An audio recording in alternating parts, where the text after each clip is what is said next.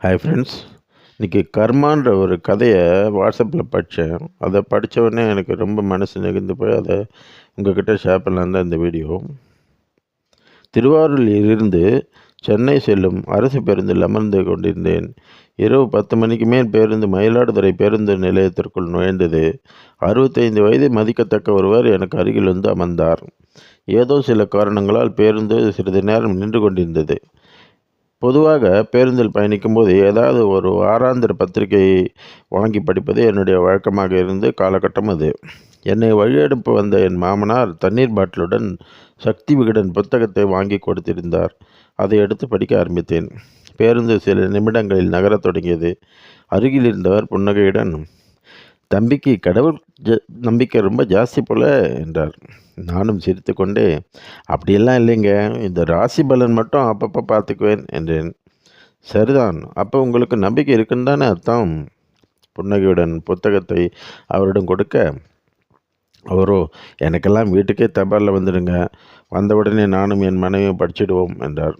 "நல்லதுங்க" என்றபடி சக்தி வீடனை என்னுடைய பேக்கிற்குள் வைத்துவிட்டு புஷ்பேக் சீட்டை லேசாக சாய்த்து விட்டபடி கண்களை மூடிக்கொண்டேன்.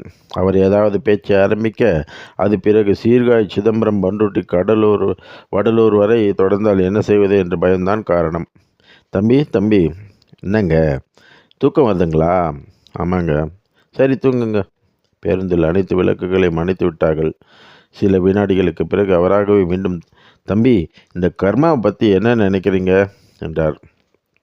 "இதோ உங்கள்கிட்ட மாட்டிக்கிட்டு முழிக்கிறேன் பாரு, இதுதான் அந்த கர்மம் பிடிச்ச கர்மா" என்று நினைத்து கொண்டு, "சார், தப்பாக நினைக்காதீங்க, எனக்கு தூக்கம் வருது" என்றேன்.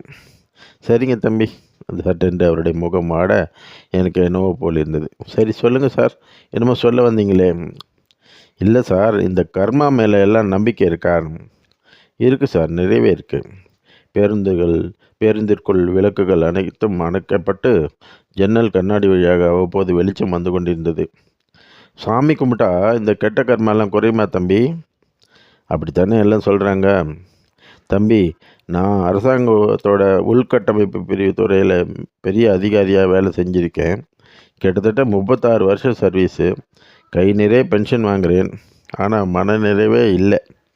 நான் அமைதியாக அவர் பேசுவதை கேட்டபடி இருந்தேன். "நான் வேலை செய்த காலத்தில் ஒரு பைசா கூட லஞ்சம் வாங்கினதே கிடையாது. எனக்கு ஒரு பொண்ணு, ஒரு பையன், அழகான அன்பான மனைவி. எல்லாமே திருப்தியாக தான் அமைஞ்சுது எனக்கு. நான் வேலை செஞ்ச துறையில் எந்த ஒரு திட்டமும் அமைச்சரோட இறுதி ஒப்புதலுக்கு போகிறதுக்கு முன்னாடியே அதோட மதிப்பீடு, அதுக்கான தேர்வு செய்யப்படுற இடம் அரசு துறையில் ஒரு சிலருக்கு மட்டும்தான் தெரியும். அதில் நானும் ஒருத்தன். விஷயம் வெளியே கசியறதுக்கு முன்னாடியே எங்களுக்கு தெரிஞ்சிடும். நாங்களும் உடனே அந்த லொக்கேஷனில் இருக்கிற 1 ஏக்கர் 2 ஏக்கர்னு வாங்கி போட்டு திட்டம் அறிவித்த கொஞ்ச நாள் காலத்திலேயே அந்த இடத்த நல்ல ரேட்டுக்கு விற்றுடுவோம். அதாவது விஷயம் தெரிஞ்சு 10 லட்சத்துக்கு வாங்கின இடம் 2 வருஷத்தில் 40-50 லட்சத்துக்கு போயிடும்." "அட உங்கள் அக்கா மக்கா!" சட்டென்று என் மனதில் இருந்த சலிப்பு முழுவதுமாக நீங்கி விழிப்புணர்வு வந்துவிட்டது. என் ஆர்வத்தை புரிந்து கொண்டவரைப் போல மெல்லிய செருப்பொன்றை உதைத்த அந்த நபர் மேலும் பேசினார். "நான் யாரையும் ஏமாத்தலையே. அன்னைக்கு ரேட்டில் தானே இந்த இடத்த வாங்கி போட்டேன். இப்படி தான் தம்பி நானும் நினச்சிக்கிட்டு இருந்தேன். வர லாபத்தில் 2% குலதெய்வ கோயிலுக்கு கொடுத்துடுவேன். வருஷம் கெடா வெட்டு அது இதுன்னு அமக்கலப்படுத்திடுவேன். எங்கள் ஊர் பக்கம் இருக்கிற பாதி கோயிலில் ஏதாவது ஒரு மார்பிள் கல்லில் என்னோட பேர் இருக்கும்." நான் அவரையே பார்த்து கொண்டிருந்தேன். திருப்பதி, திருச்செந்தூர் எல்லா கோயிலுக்கும் போவோம். ஸ்பெஷல் தரிசனம், அன்னதானம் எல்லாம் அடிக்கடி பண்ணுவோம். சிறிது நேரம் ஜன்னலுக்கு வெளியே பார்வை ஓட விட்டவர், "ஒரு முறை எங்கள் ஊரில் புது பஸ் ஸ்டாண்ட் கட்ட இடம் பார்த்துக்கிட்டு இருந்தாங்க நம்ம அரசாங்கம். நான் அந்த பஸ் ஸ்டாண்ட் அமைய போகிற இடத்துக்கு 100 மீட்டர் தொலைவில் 2 கிரவுண்டு இடத்த வாங்கி போட்டேன். அந்த இடத்த விற்ற அம்மாவுக்கு ஒரே ஒரு மகன். அவன் சிங்கப்பூரில் இருந்தான். இடத்த அவன் வர வரைக்கும் விற்க வேண்டான்னு சொல்லிட்டு இருந்தான். அவனோட மனைவியும் பிரசவத்துக்கு போயிருந்தா போல். இடத்தை விற்க பவராப்பட்டாணி அந்த அம்மா பேரில் இருந்தது. ஏதோ ஆத்திர அவசரத்துக்கு இடத்த விற்க வேண்டி வந்தால் என்ன பண்ணுறதுன்னு அந்த மகன் அம்மா பேரில் பவராப்பட்டாணி வாங்கி கொடுத்துருப்பான் போல். நான் அந்த அம்மாக்கிட்ட அப்படி இப்படின்னு நல்ல ரகசியமாக நைஸாக பேசி கூட காசு வாங்கி தரேன்னு சொல்லி இடத்த வாங்கிவிட்டேன். 4 மாதத்தில் அந்த இடத்துக்கு பக்கத்தில் அரசாங்க புது பஸ் ஸ்டாண்டு கட்ட ஆரம்பிச்சிட்டாங்க. இடத்த விற்ற அந்த அம்மாவுக்கு ஒன்றுமே புரியல. சிங்கப்பூரில் இருந்து வந்த மகனுக்கு விஷயம் தெரிஞ்சு என்கிட்ட வந்து சண்டை போட்டான். மீண்டும் பேருந்தின் ஜன்னல் வழியை பார்வை ஓட விட்டவர் பிறகு என்னை பார்த்து, அரசாங்க அதிகாரி என் கூடவே ஆளுங்க வேற இருப்பாங்க, அவனால் என்னை எதிர்த்து சண்டை போட முடியல. நான் 10 மடங்கு லாபத்துக்கு அந்த இடத்தை வேற பார்ட்டிக்கு வித்துட்டேன் என்றார். அந்த அம்மாவோட மகன் கோபத்தில் அந்த அம்மாவை அடித்து விரட்டிட்டான். அந்த அம்மா என்கிட்ட வந்து அழுதுச்சு, இப்படி ஏமாத்திட்டீங்களே ஐயான்னு அப்படின்னு அழுவும். என் வீட்டு வேலைக்காரங்க அந்த அம்மாவை விரட்டி விடுவாங்க. அங்கங்கே சாப்பிட்டுக்கிட்டு பித்து பிடிச்ச மாதிரி தெரிஞ்சு அந்த அம்மா ஆக்சிடெண்ட்டில் செத்து போச்சு. என் மனதை ஏதோ ஒன்று பிசைவதைப் போல இருந்தது. சில வினாடிகள் அமைதியாக தலையை குனிந்தபடி இருந்த அவர் பிறகு சட்டென்று, என் மகன் அமெரிக்கா போகணும்னு ஆசைப்பட்டான், அனுப்பி வச்சேன். அங்கேயே ஒரு பொண்ணை கல்யாணம் பண்ணிக்கிட்டான். அவனுக்கு குழந்தையும் பிறந்தது. என் பொண்ணையும் அமெரிக்கா அனுப்பி வச்சேன். அவளும் கல்யாணம் குழந்தையும் செட்டில் ஆகிட்டா. ரிட்டையர்மெண்ட்டுக்கு பிறகு நானும் என் மனைவி 4-5 தடவை அமெரிக்கா போயிட்டு வந்தோம். என் மகனோட மகன், அதாவது என் பேரனுக்கு 2 வயசாகும்போது தான் அவனுக்கு ஆட்டிசம் இருந்தது தெரிய வந்தது. நிறைய செலவு பண்ணி பார்த்தான் என் மகன். ஒரு கட்டத்தில் அவனோட மனைவி அவனை விட்டு விலகி போயிட்டா. 2 வருஷம் என் மகன் என் பேரனோட வந்து இங்கே இருந்தான். அப்புறம் பேரனை என்கிட்டே விட்டு போயிட்டு அவனும் அமெரிக்கா போயிட்டான். 2-3 மாதத்துக்கு ஒரு தடவை ஃபோன் பண்ணுவான், அவ்வளோதான். என் மகளுக்கும் விவாகரத்து ஆயிடுச்சு. ஏதேதோ காரணம் சொல்கிறாங்க. அமெரிக்காவில் இருக்கிற என் நண்பரோட மகன் சொல்கிறான், என் மக வேறு யார் கூடவோ கல்யாணம் பண்ணாமலே தங்கியிருக்கலாம். சட்டென்று உடைந்து அழுதார். நான் ஒருவித அசௌகரியத்துடன் சுற்றுமுற்றும் பார்த்தேன். பேருந்தில் கூட்டம் சற்று குறைவாகத்தான் இருந்தது. ஒரு சிலர் திரும்பி பார்த்துவிட்டு மீண்டும் திரும்பி கொண்டார்கள். சார், அழாதீங்க. தன் 2 கரங்களால் முகத்தை துடைத்து கொண்டவர், இப்போ தான் 2 வருஷத்துக்கு முன்னாடி என் மனைவிக்கு பக்கவாதம் வந்துடுச்சு. மாதத்துக்கு 50,000 சம்பளம் கொடுத்து என் பேரனையும் மனைவியும் பார்த்துக்க 2 ஆள் வச்சுருக்கேன். அவங்களும் பாவம் நல்லா தான் பார்த்துக்கிறாங்க என்றார். இப்போ எங்கே சார் போயிட்டு இருக்கீங்க?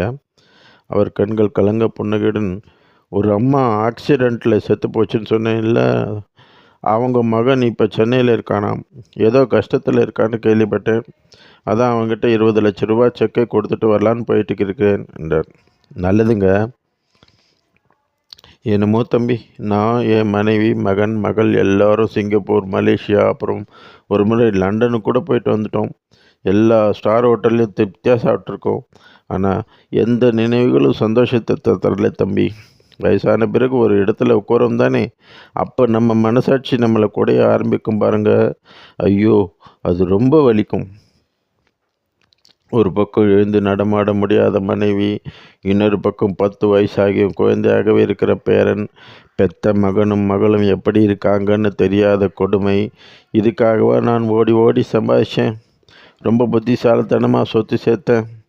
பேருந்து விக்கிரவாண்டியை தாண்டி திண்டிவனம் நெடுஞ்சாலை வேகம் எடுக்க ஆரம்பித்தது. சரிங்க சார், மனசை தளர விடாதீங்க. தம்பி, கொஞ்சம் நினச்சி பாருங்க.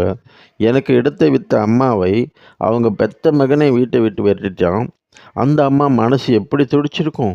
வயசான காலத்தில் பித்தி பிடிச்சி தெருவாக சுற்றிக்கிட்டு இருக்கும்போது கூட என்னை எங்கேயாவது ரோட்டில் பார்த்தா கூட கையெடுத்து கும்பிட்டு, ஐயா சாமி, என் பேரனை தொடக்கூட விட மாட்டேங்கிறாங்க சாமி, கொடுத்துடுங்க சாமி அப்படின்னு அழும்.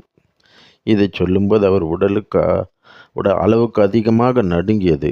அவரை தேற்ற நினைத்த நான், சரி விடுங்க சார், அப்படி பார்த்தா பெத்த அம்மாவை விரட்டி அடித்த அந்த மகனும் கூட தானே தப்பு பண்ணியிருக்கான் என்றேன். இங்கு தான் தம்பி கர்மா வேலை செய்து பாவம் ஒரு சங்கிலி தொடர் மாதிரி. அந்த அம்மாவோட மகனும் பைக்கில் இருந்து கீழே விழுந்து கால் துண்டாயிடுச்சு. இப்போ சாப்பாட்டுக்கே ரொம்ப கஷ்டப்பட்டுக்கு இருக்கான். நானும் அந்த இடத்த அன்றைக்கி வாங்காமல் இருந்தால் அந்த அம்மாவுக்கு இந்த நிலைமை வந்திருக்காது தானே. அந்த அம்மா மகன் எல்லாரும் நல்லா இருந்திருப்பாங்க தானே. நான் அமைதியாக பேருந்து ஜன்னலுக்கு வெளியே பார்த்தேன். இத்தனைக்கும் அந்த அம்மா என்னை திட்டினதே இல்லை, சாபமே விட்டதில்லை.